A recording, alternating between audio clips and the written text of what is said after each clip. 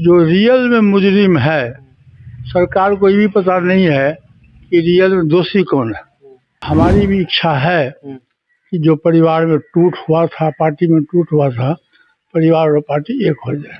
और चुनाव के बाद आज यदि आप देखिएगा तो उससे 3 गुना 4 गुना अधिक घटनाएं घटी है। यदि शराबबंदी हो तो ईमानदारी से हो कि बिहार में एक बूंद भी शराब नहीं मिले, और नहीं तो उसको फ्री कर दो। शराबबंदी के आड़ में आप देखिएगा कि हजारों लोग अभी जेल में बंद है, निर्दोष लोग बंद है, उसमें शोषित है, पीड़ित है, दलित है, अकलियत के लोग हैं।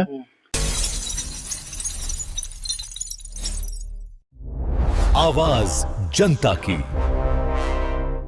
देखिए, हमारे साथ राष्ट्रीय लोक जनशक्ति पार्टी के राष्ट्रीय अध्यक्ष और पूर्व केंद्रीय मंत्री पशुपति पारस जी हैं। जानेंगे, बात करेंगे। पारस जी, बिहार में जो इन दिनों घटनाएं हो रही है, चाहे अब हम बात कर लें नीट छात्रा की, या बात कर लें हम जो पप्पू यादव के साथ हुआ, या जो तमाम चीजें हैं, उसको आप कैसे देखते हैं? देखिए, इस बार जब से चुनाव बिहार विधानसभा का हुआ है, उसके बाद से मुझको लगता है कि सरकार जो है आराम से सोई हुई है। और चुनाव के पहले और चुनाव के बाद आज यदि आप देखिएगा तो उससे 3 गुना 4 गुना अधिक घटनाएं घटी है। फरवरी माह में अभी मैं देख रहा था विधानसभा का जो क्वेश्चन हुआ है, उसमें फरवरी माह में 34 घटनाएं घटी है, 34-35 घटना घटी है नाबालिग लड़की के साथ में बलात्कार की। तो ये बड़ी दुखद है। और आए दिन रोज जैसे टीवी खोलिए, अखबार पढ़िए तो आपको चारों तरफ से मिलेगा, खास करके महिलाओं के साथ में बलात्कार की घटना है, नाबालिग लड़की के साथ में बलात्कार की घटना है। और सरकार के लाख प्रयास होने के बावजूद भी दोषी पकड़ाया नहीं गया। जैसे अभी जो देखिए शंभूगढ़ स्थल है, उसकी घटना आप देख लीजिए कि लगभग मुझको लगता है कि 1.5 महीना हुआ है। 6 जनवरी की घटना है, 1.5 महीना हुआ है। और SIT का गठन हुआ, CBI का गठन हुआ, लेकिन आज तक जो रियल में मुजरिम है, सरकार को ये भी पता नहीं है कि रियल में दोषी कौन है। सजा मिलने की बात तो अलग है, जब दोषी कोई आप ढूंढ नहीं पा रहे हो तो सजा कैसे दो। उसी तरह दरभंगा की घटना है, कुशेश्वरस्थान की घटना है, कल परसों फुलवारी शरीफ में घटना है, बेगूसराय की घटना है, दर्जनों घटनाएं रोज घट रही है, लेकिन सरकार उसमें सक्षम नहीं है। ये बिहार के लिए बहुत ही दुर्भाग्यपूर्ण स्थिति है। एक सवाल और लेंगे। बिहार विधानसभा या फिर न्यूज अखबारों के माध्यम से आप भी देखते होंगे, शराबबंदी को लेकर के जो विपक्ष क्षमा के लोग हैं वो कह रहे हैं जो समीक्षा होना चाहिए। सत्ता पक्ष के लोग भी कह रहे हैं कठोर नियम बनना चाहिए। आपको क्या लगता है क्या होना चाहिए? इसमें हम सरकार का जो डिसीजन है उसके मैं खिलाफ में हूँ। शराबबंदी के पक्ष में हम हैं, लेकिन शराबबंदी के आड़ में जहाँ कहीं भी मामला जो फंसता है, तो शराबबंदी के आड़ में आप देखिएगा कि हजारों लोग अभी जेल में बंद है, निर्दोष लोग बंद है, उसमें शोषित है, पीड़ित है, दलित है, अकलियत के लोग हैं, जिनका आगे पीछे कोई रहनुमा नहीं है, और सालों भर से 2 बरस से वो जेल में बंद है। और इसमें को जो बड़े बड़े लोग हैं, शराब सबके घर में बिक्री होती है, ये सरकार को भी पता है और सबको पता है। आपको लगता है फेल है? 100% फेल। हम तो वही कहने जा रहे हैं कि जब सरकार शराब बिक्री नहीं होती, शराब पकड़ाता कैसे है? ट्रक का ट्रक रोज शराब जो पकड़ाया जा रहा है, या गांव देहात में जाइए, दियारा क्षेत्र में जाइए तो शराब, लोकल शराब बनता है जो जहर है।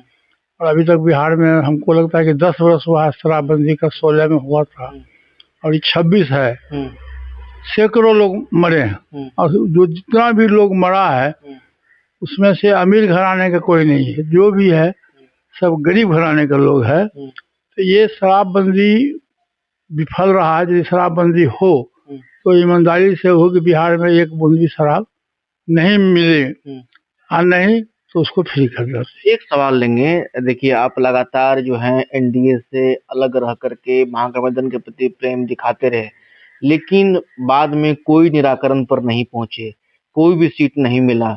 बाद में आपने अपने लड़के को चुनावी मैदान में उतारा था अलोली, जहां से आप प्रतिनिधित्व देखिए, कितना इस बार बार किए थे? चुनाव में हम लोग यदि नहीं लड़े भी एक अच्छा ही हुआ, क्योंकि चुनाव तो हुआ नहीं।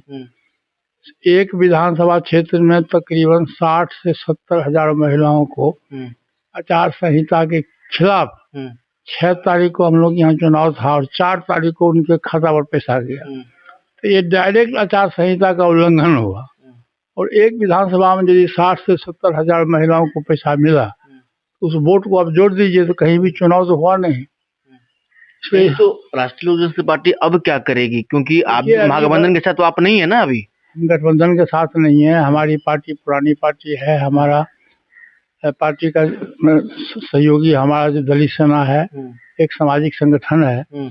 9 तारीख को 9 मार्च को होली के बाद हम लोगों ने एक नेशनल सिक्योरिटी की बैठक बुलाई है 9 तारीख के बाद, और उसमें हम लोग पूरे देश से लोग आ रहे हैं और उसमें हम लोग पूरा डिसीजन लेंगे और नए सिरे से पार्टी के संगठन को मजबूत भी करेंगे और युवा लोगों के हाथ में हम संगठन का भार देंगे। एक सवाल, क्या चाचा भतीजा के बीच अगर कोई मध्यस्थता करने के लिए आए तो चाचा भतीजा एक मंच पर आएंगे? देखिए, उसमें हमको कहीं कोई आपत्ति नहीं है।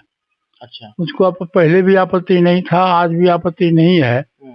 यदि उस ढंग की बात हो और पूरे बिहार के लोगों का झुकाव भी है, पूरे बिहार के लोगों का झुकाव भी है कि आप वर्तमान परिस्थिति जो है उसमें आप एक परिवार एक हो जाइए, तो ये अच्छी शुरुआत है। यदि ऐसा होता तो उसको कोई आपत्ति नहीं। आपको भी लगता है जो परिवार में बिखराव सही नहीं है?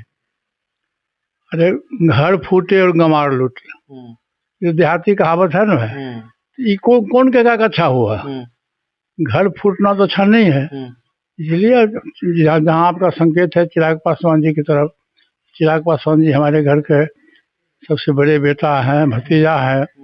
और आपको पता है कि हम 3 भाई थे, तीनों भाई में जो हमारी मित्रता थी, घनिष्ठता थी, आज दोनों भाई हमारे बीच में नहीं है। हमारी भी इच्छा है कि जो परिवार में टूट हुआ था, पार्टी में टूट हुआ था, परिवार और पार्टी एक हो जाए। चलिए, तो पशुपति पारस जी हमारे साथ थे। इन्होंने कहा है कि घर फूटे गवार लूटे, ऐसे में अगर परिवार एक साथ आता है तो ये अच्छी बात है। और भी क्या कुछ कहा आपने भी सुना। मगेशन तमाम खबरों को देखने के बने रहने प्यार के साथ।